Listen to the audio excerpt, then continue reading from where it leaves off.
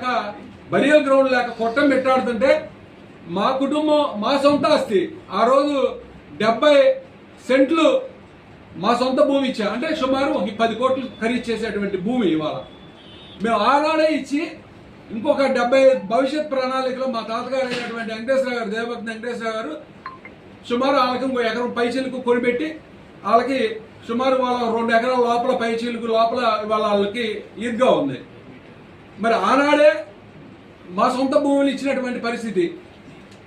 అటువంటి రక్తంలో పుట్టి నా తండ్రి గారు 2 పర్యాయాలు సర్పంచ్గా కొనసాగి సుమారు నిరుపేదలకు 1,40,000 మందికి పైచీలకు నూతన వస్త్రాలు వాళ్ళకి బహుకరించి అనేక సంక్షేమ కార్యక్రమాలు అనేక దాన ధర్మాలు చేసినటువంటి వ్యక్తి మా తండ్రి గారు.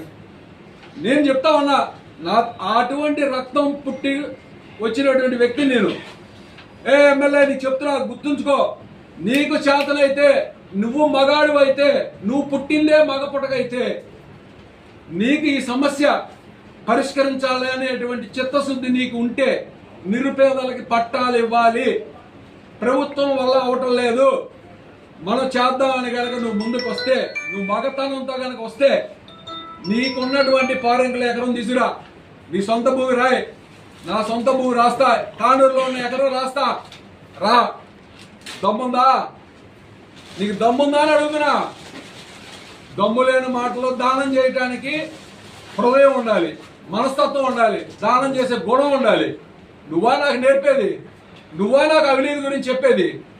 పిచ్చి మాటలు, పిచ్చి ప్రగల్భాలు మానుకో.